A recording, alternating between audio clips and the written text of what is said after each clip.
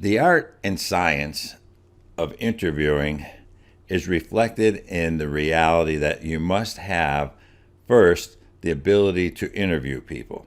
And that can be considered an art, a skill.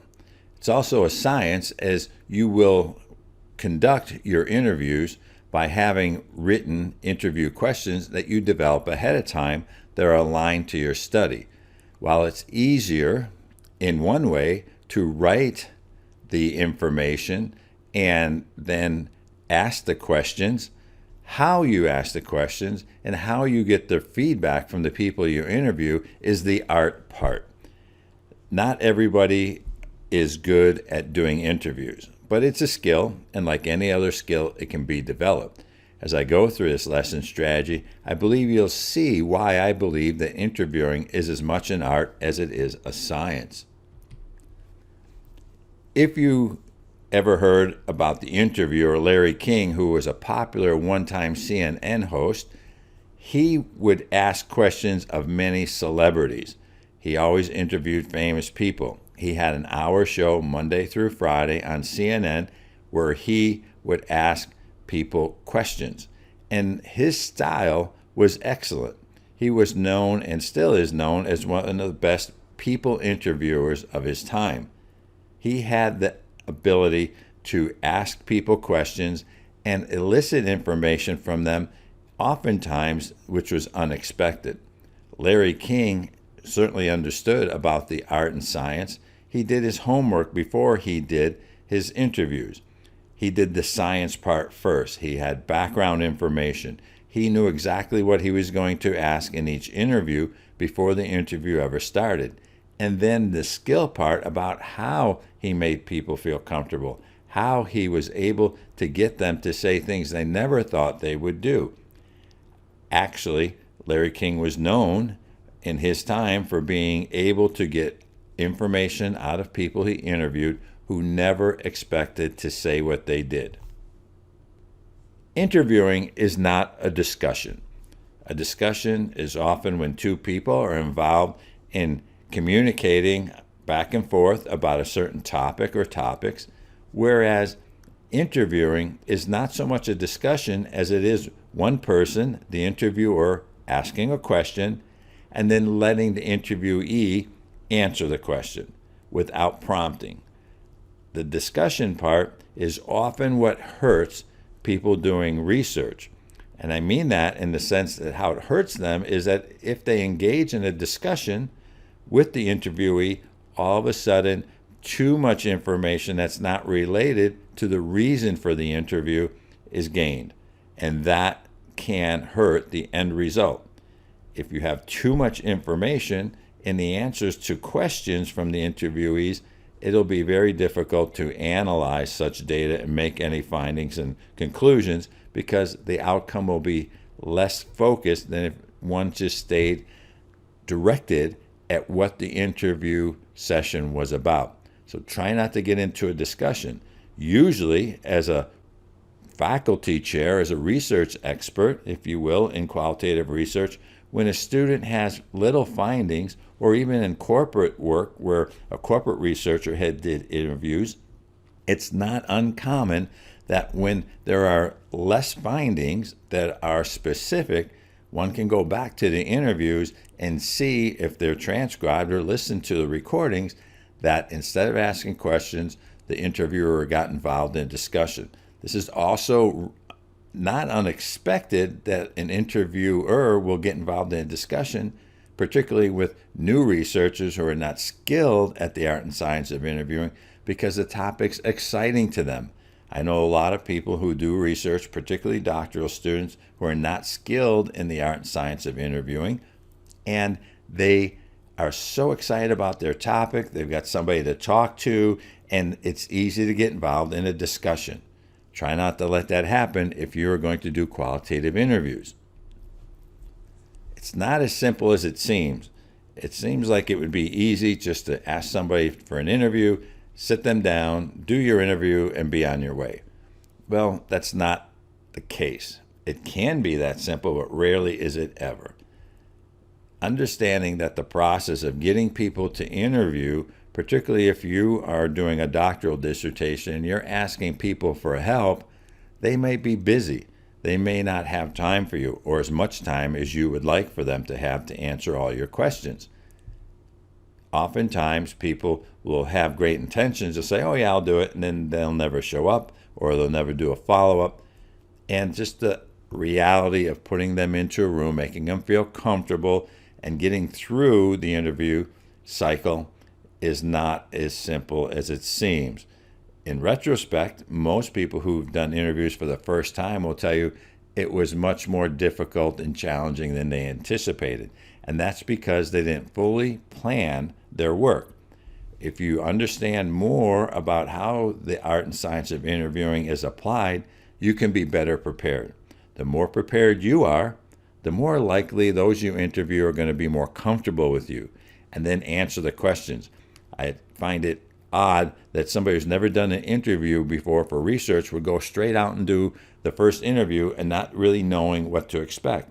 That's why for my mentees, the people I guide, even in corporate research, if somebody's never done interviews before, I encourage them to do a couple practice interviews and not use the data at all. Just use it as an example to learn about the process.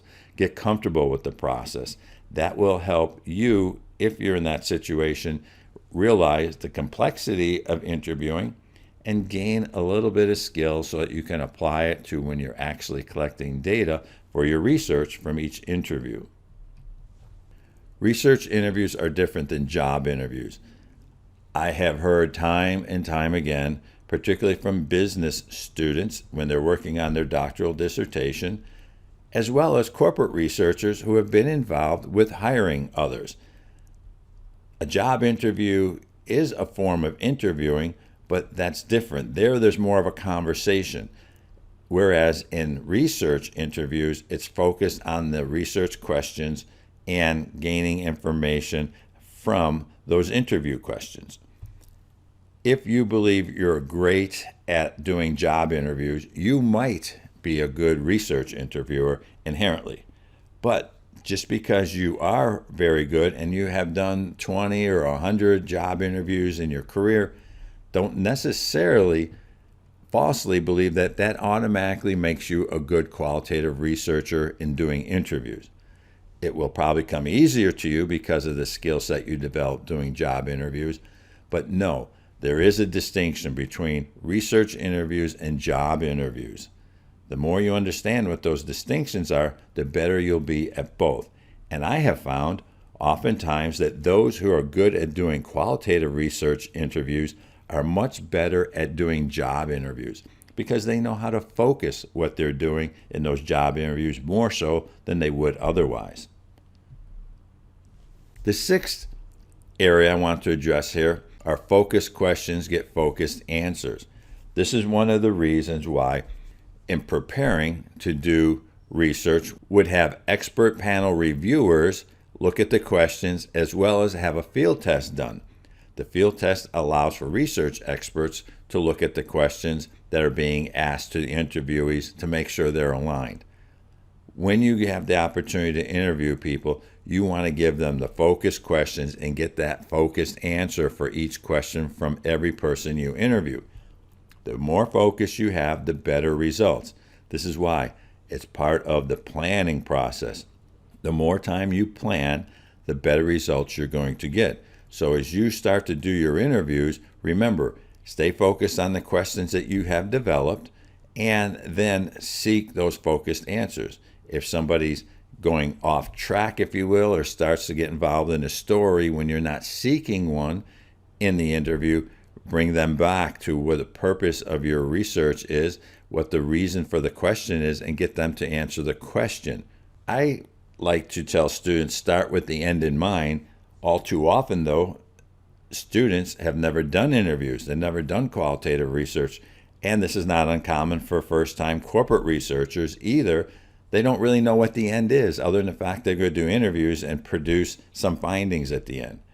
The more you can learn about what's due at the end and how to get that data processed, the better you're going to be at interviewing. Once I started to realize that with all the answers to interview questions from perhaps 15, 20 people, that's far more information than you might believe it to be. If you get involved in such a discussion, as I mentioned earlier, you're going to have even more data, and it's going to be more difficult to analyze that data, to get findings at the end. You want to remember the purpose of what you're doing is to gain focused information to produce focused results that others can potentially use to maybe lessen the problem or expand their knowledge on whatever the topic is you're doing research on. Start with the end in mind means perhaps you need to talk with a few other people who have already done research. Sure, you can ask your committee members, but you can also ask people who have already graduated. If you're in a corporate environment, then talk with some of your peers. See who have already done such questions and how they analyze the data and what recommendations they have.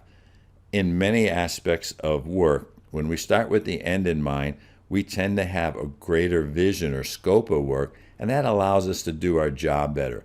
As soon as I started to realize the end, keeping that in mind when I was doing interviews, it kept me even more focused on what I needed to do the correct way to get the valid information I needed. In particular, this is important to me because when I have a client paying me to do research, I need to make sure I get it right the first time, because I cannot do research and then at the end find out I strayed from the mission or the vision of what was needed, the task in mind, and ended up with data which was not going to serve them well.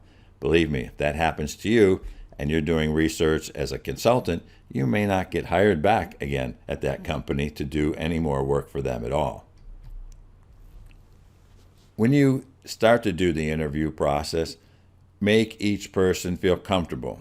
Whether you're interviewing them face-to-face or through some electronic measures such as a Zoom call, or you're going to do some sort of teleconferencing, or even just a phone call, make sure the people you are interviewing feel comfortable with who you are and what the process is.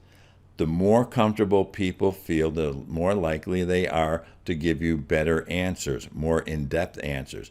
People who are nervous or not sure what to expect and do not know who's being interviewed for what reasons are less likely to give you the information you want. You want people to feel comfortable with you and the process. It's important that they understand the process, and I'm going to give you several thoughts about that here in follow-on tips that I'm going to address in this lesson. But think of yourself if you were going to be interviewed by somebody who you don't know and you don't really know how the process is going to go. You might be a little hesitant, a little curious, and you want to make sure that the people you're interviewing are focused on the questions so that they can give you their answers. Once you make people feel comfortable, and perhaps part of that process is thank them for giving their time to help you. Remember, this is your research. Now, if you're in a corporate environment, people are still taking time to help you. In fact, they may be taking time from the work they need to be doing and may fall behind because they're taking time to help you. Thanking people for their time is something you want to do early on when you get them in the interview process. Thank them, make them feel special, and that you really truly appreciate their help. I have had many doctoral students who thought they would be able to get a lot of people to interview, and in the end result, they did not get as many because as many people as they hoped for were not available or didn't want to be involved like the students thought they might be.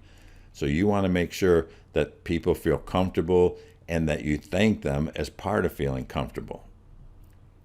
If you haven't, and if they do not know, make sure you inform them of how much time it will take. This is important in the art of interviewing in the sense that let them know the time frame. If it's going to take 30 to 45 minutes, make sure they know that, because in case they don't have that much time, you don't want to start the interview, get halfway through, and then them say, oh, sorry, I got to go. That will not serve you well. That would be wasted time on your part. That would be wasted time on their part. So make sure you inform them that the interview, let's say, for example, has 12 interview questions. It's going to take roughly 30 to 45 minutes. And ask them, do you have that time? And then be cognizant of that time. Be understanding that you will not exceed that time, because if you do, that suggests poor planning on your part and may put them in jeopardy at the end, particularly if you're getting near the end and all of a sudden you have to kind of, what I say, jam in the last couple of questions and do not have enough time for them to give you complete answers. So as you start to go through your interview process of learning this art and science of interviewing, keep in mind much of the art of interviewing is ensuring people know how much time it will take. This takes a curiosity out of their mind. This allows them not to be concerned about that and can be comfortable while you're doing the interviews. Start by informing the interviewees what to expect during the interview as well. Let them know that you have however many questions you have, maybe it's 12 questions, and that you're going to ask follow-up questions based on their answers. Let them know the process. Not every answer from every interviewee will require a follow-up, but some do, particularly if they give you a shorter answer. Just help them understand the process so when they're in the middle of the process, nothing is a surprise to them. Again, it takes their curiosity and fear out of the process. They know the process, they can help you better. This is, again, part of the art of interviewing and making everybody who you're going to interview feel comfortable. Let them know in case they need to drink some water or if something comes up and they have to stop, or what the process is to stop and start again. It's important. It's important. It's important to make people feel comfortable when you're interviewing them. Only ask follow-up questions that align to your interview questions. Once an interviewee answers your question, if you have a follow-up question, make sure you're staying focused and aligned for the reason why you're doing interviews. Try to keep your personal curiosity at bay, not get involved with asking additional follow-up questions that are going to take the original answers and lessen them by watering them down, if you will, by adding too much other information that does not relate to your study. This is part of the science, as it is an art, in knowing when to ask a follow-up question and what kind of follow-up questions to ask. Follow-up questions are usually designed to get from the interviewees a little bit more information, perhaps an example or a clarification or verification of something they said to the initial interview question. Keep in mind, again, the end in mind, too much follow-up information questions, particularly those that are not aligned to the specific reason why you're doing your research, will hurt you in the end, in the sense that you will get less valid findings that you need for your research topic. My recommendation is simple here. This is what I believe also in art and science, is to ask the questions and shut up. Really, just ask the questions, then be quiet. Listen. If you're going to take some notes, then take notes. If you're going to take notes, let them know early on in the beginning you're going to be taking notes. Perhaps you're going to use that interview script that I mentioned about in a different lesson in this program. I have a complete lesson on what it's like and how to produce an interview script. It's not uncommon that one would take some notes as people are answering their questions. Make them feel comfortable that they can see those notes that you're taking at the end. That's part of making people feel comfortable and what the expectations are. But as you start to ask and do the questions through your research, keep in mind you're seeking their input. All they need from you is the questions, the guidance, and then you remain quiet and let them go until they're done. If they keep rambling on and they get off topic, off the subject of that question, then sure, then interrupt them kindly and ask them to refocus their answer on the question. This is then definitely the art and science of how you interrupt somebody in a nice way that they feel comfortable, that they don't feel put aside because you're interrupting them, and they can refocus and give you help. The science part is understanding when they're giving you too much information. The art perspective is how you help them get back on track. But predominantly, ask the question, then be quiet. If there's more information you want to talk about around the topic, Fine. Do that after the interview process is over, and then ask them other information. There's nothing wrong with that if they have time and they want to sit around and talk more about their experiences or their answers. But for your research, stay focused. Everyone you interview gets each of the same interview questions.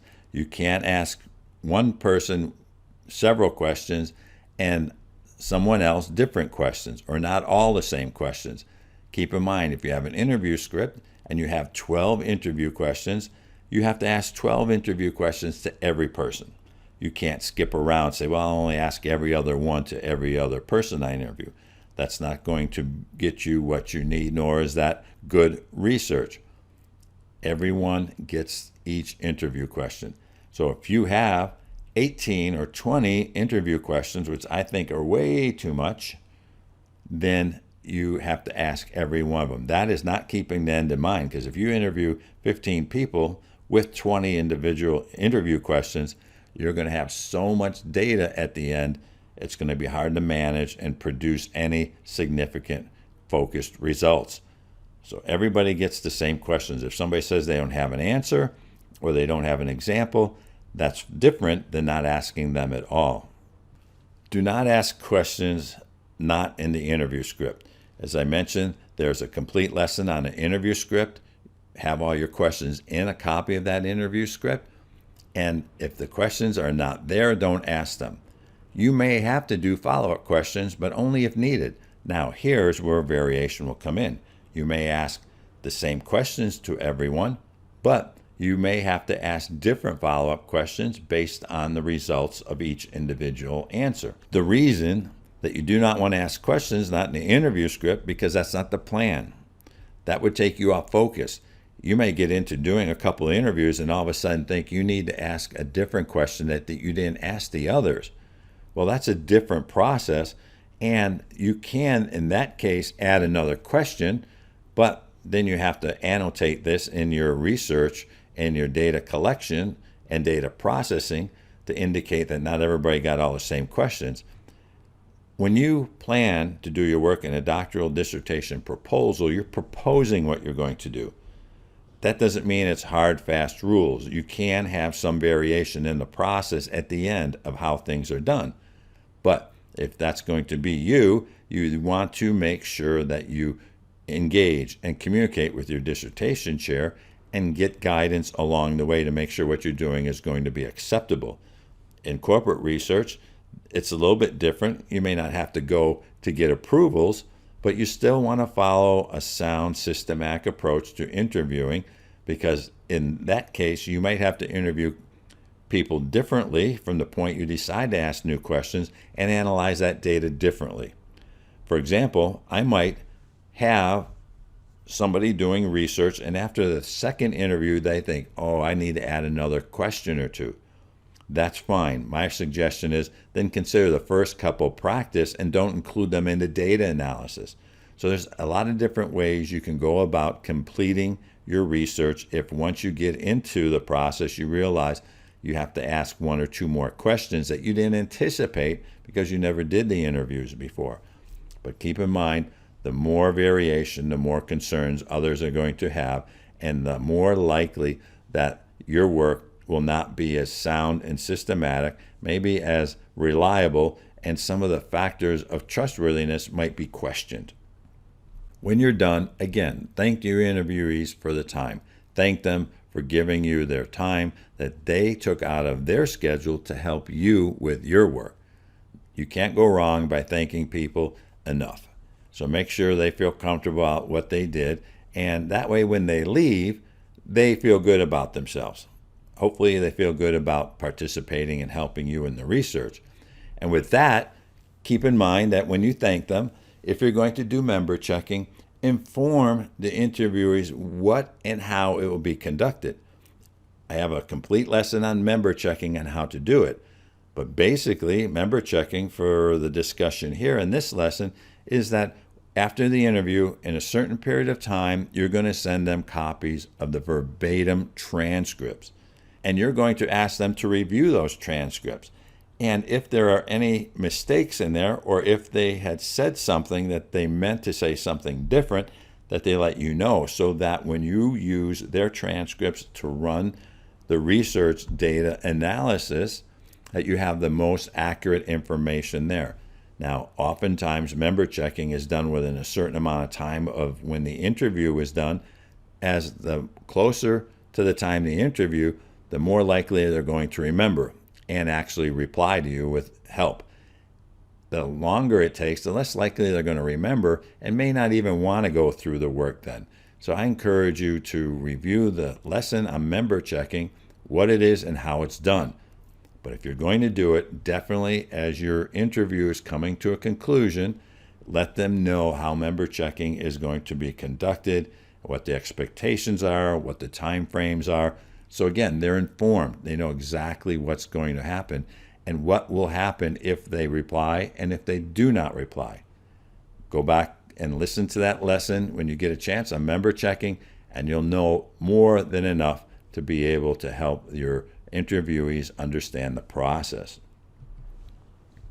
Inform interviewees what will you do with their interviews from that point forward. If you're going to do member checking, of course, include that information. But whether you're doing member checking or not, help them understand that you're going to take their answers and you're going to combine it with others, particularly taking the answers from one interview question, getting all the replies, analyzing it, and producing common understandings or whatever you're going to produce at the end. And then give them information how you're going to evaluate that and what you're going to do with it. For example, if you're going to produce a doctoral dissertation that's going to be published, if that's the case, you might also ask them if they would like to have a copy of your dissertation once it's published. You don't want to give them the opportunity to share anything that happens during the process, because that's not right. That's not needed. And it only causes you problems if they don't like what's going on. So I encourage you at the end of the interview, let them know what's going to happen from that point forward. And if they want a copy of your results, then they should, in fact, give you their email address and how to send it to them. Don't do a printed copy. You want to just email it to somebody. That's easy. Once your dissertation's done, you can give them a copy of the PDF that goes in progress as a way to thank them. Let them know also that their names will not be used in any of the research, that they're going to be referred to as a number, if you will, as a coded way to keep their names out of your research. That's going to be anonymous from anybody who reads that work. In fact, if you have that interview script, you may have that code there, and you can show them this is the code that's going to go along with their answers, so nobody will ever know who they were, and that will give them greater confidence. But just help them understand what you're going to do, what the end result is. They may not know what you're going to produce in this doctoral dissertation that's going to be 150 pages long. If you're in the corporate environment, let the employees know what you're going to do with the findings, what kind of reports you're going to do. Are you going to then give an analysis of the findings to the department head, to the chief executive officer, to the president of the company? Again, help them understand that their names are not going to be used, or in the corporate environment, sometimes the names are associated with the outcomes of the interviews. Whatever the process is, whatever you're going to do from the point when they leave the interview with you, just give them an understanding of that entire process. So when they walk out the door, there's no unanswered questions. Also, I would suggest that you make sure they have your phone number and email in case they don't already, and let them know if they have any questions about the process from that point forward when they leave the interview, that they're welcome to call you. This is, again, part of the art. While they are leaving and they have given you information, keep in mind down the line later, in perhaps maybe a couple weeks, a couple months, a couple years, somebody else might ask them to be involved in such research. The better you leave them feeling good about what they did and confident about their process in working with you, the more likely they are to help someone else. I know you may not care about that, but this is what we want to do. We want to make people feel good and comfortable and confident that we protect for their, privacy, and that perhaps later they may even do their own research and they'll know better how to do it as well. In this lesson, I discussed what I believe are some of the tips and strategies and the realities, art and science of interviewing. Interviewing is not as easy as it sounds, but it's also not all that difficult to learn. The better focus you have on your alignment of your research questions and interview questions, more likely you're going to get better answers. When we ask better questions, we get better answers. And when we learn how to interview better, then we tend to get better results. The 18 important tips and strategies I mentioned, I believe are important for every person to keep in mind when they do interviews, whether you're doing an interview via telephone conversation, any kind of Zoom meeting where you can visually see each other, or you have the opportunity to sit with them face to face. Making people feel comfortable, helping them understand the process, and staying focused will serve you well. In case you want more help or you have some questions for me about interviewing, you're welcome to communicate with me on my Facebook group or page titled Taking the BOb ABD, or even go to my website, takingthebobabd.com. There's a place for you to communicate with me there as well. I would love to hear any feedback you have on this lesson or this program, or if you believe that there's a couple tips and strategies I could have included, I would like to know what you believe they are. I'm open for a discussion, and the more I learn, the better I'll be as well. You're welcome to get linked in with me, because you may never know who you're going to want to help you with interviews. So I have over 14,000 people I'm linked into there. Perhaps some of the people there will be able to serve you well for people you want to interview. If you like what you heard here, I'm grateful. If you will, please tell your peers and cohorts, and I thank you very much for listening to this lesson. In case you're not aware of it, I do have a free ebook on my website. Check it out. Download it. You're going to find 26 tips to complete your degree without losing your mind. You're going to have 5 reasons why dissertations do not get finished, 8 strategies to finish your dissertation, 7 secrets to completing your dissertation that you wish you knew sooner, and 12 myths and tips for scholarly writing that you can master easily.